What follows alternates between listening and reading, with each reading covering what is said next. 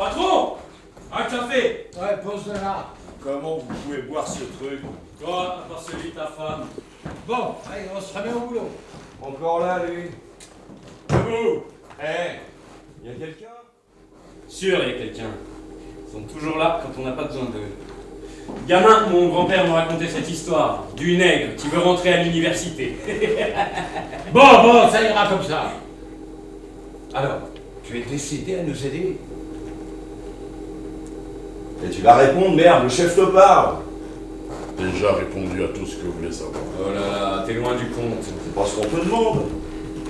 T'es disposé à répondre? J'ai déjà. Oui. Ah!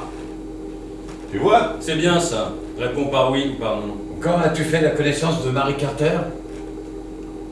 La couche? C'est une vieille amie. C'était. Une vieille amie de ma mère. Depuis quand tu couchais avec elle? 3 ans. Tu l'as vu quand la dernière fois? Hier matin, je crois. Tu crois? Quel jour? Dis-nous le jour. Mais il vaudrait mieux que tu sois sûr. Je sais pas depuis quand je suis là. C'était jeudi matin? Jeudi, je crois. Jeudi matin! Réponds par oui ou par non. Et baisse les yeux quand tu me parles.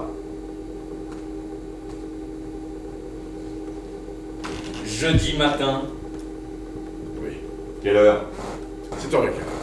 Écart. Oui, l'heure où je pars travailler. Ensuite? Pas revenu ensuite. Tu fais exprès, t'as fait quoi ensuite? Parti travailler commence à 8h. Où? Où? Vous le savez bien, où? Baisse les yeux. Tu travailles où? Pizzeria McFarland, place Jefferson. Tu es allé à pied? Pas les moyens de m'acheter un peu. T'es arrivé à quelle heure? Comme d'habitude à mon heure. Mais tu commences à 8h pour que t'arrives en avance. 10 minutes pour rentrer la livraison, 5 pour les toilettes, 5 pour m'habiller, à 8h je suis en poste. Parce que tu rentres les livraisons avant de commencer à bosser. Le patron dit que je peux pas travailler si j'ai pas de matériel. Logique. Bah qu'il le rentre à 8h. Non, à 8h, il doit commencer à bosser. Je comprends rien moi. Quand il rentre les livraisons, il bosse ou pas? Pas encore. Bah pourquoi tu le fais si c'est pas ton boulot? Parce que c'est en dehors de mes heures. Il est con, lui. Hein. Et tu as passé toute la journée au travail? Je vous ai déjà...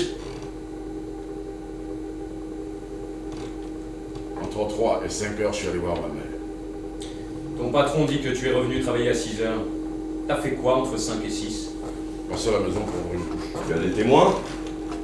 Il y avait quelques cafards dans la salle de bain, mais évidemment pas témoigner. C'est drôle, ça. Dommage pour toi. À l'hôpital, on ne se souvient pas de ta visite.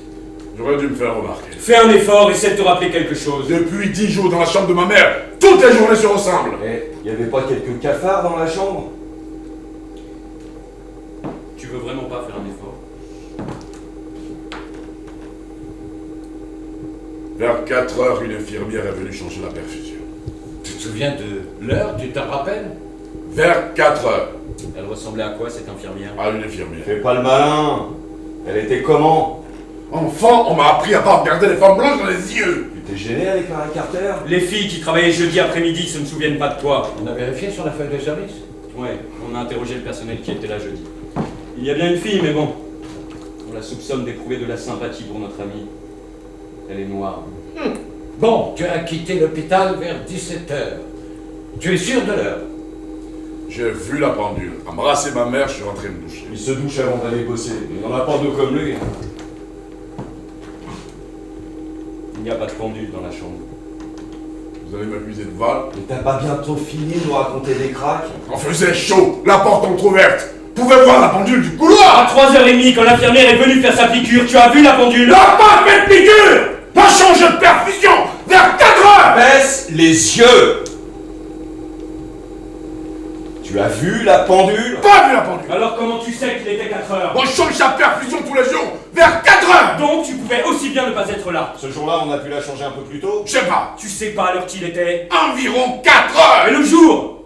Tu peux aussi te tromper de jour. Puisqu'ils se ressemblent. Jacques Renfray a déclaré que vous avez bu un café ensemble jeudi après-midi. Il t'a trouvé nerveux. T'as cherché à lui fourguer une arme? Tu possèdes une arme.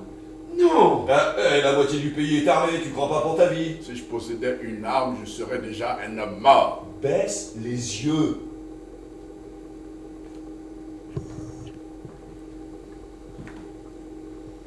Tu as envie de sortir de ce bureau? Tu as envie ou pas? Tu nous dis la vérité. Et tu sors d'ici. Tu seras jugé. Équitablement. Tu as confiance dans la justice de ton pays. Jamais posé la question. Eh, regarde ton pote Obji. Il s'en est bien tiré. Si c'était mon pote, il y aurait déjà 2 avocats à mes côtés. Parle-nous de cette arme. Je possède pas d'arme à feu. Qui t'a parlé d'une arme à feu?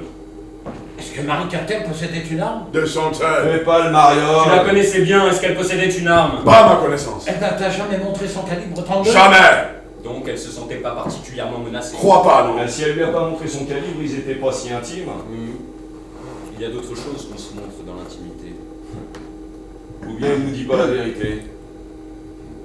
Parle-nous de Jack. Jack. Jack Renfray.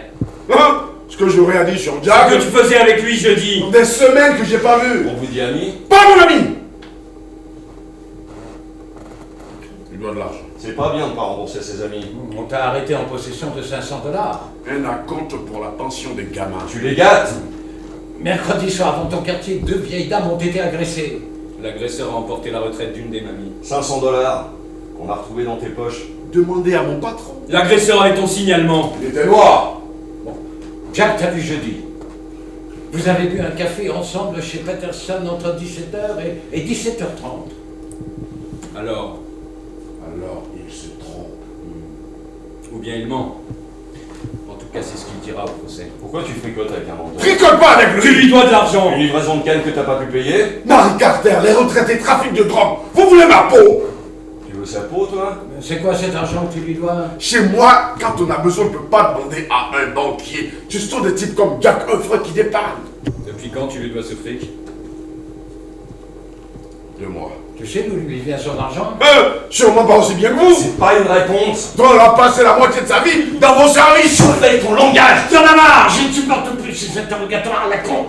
On n'avance à rien! On tourne en rond! Ah, faut que j'aille pisser. On n'a rien, ni arme, ni mobile. Et derrière la porte des chiottes, je risque encore de tomber sur le substitut qui va me demander où on en est! On a le coupable, le chef, son alibi il vaut rien. Laissez-moi le cuisiner un peu. Il va nous servir la soupe. Viens avec moi!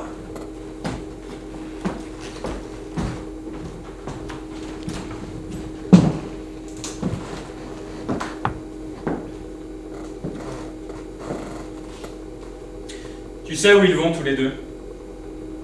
Quand même pas à l'hôtel. Elle est bonne celle-là. Dommage, ça les aurait fait rire.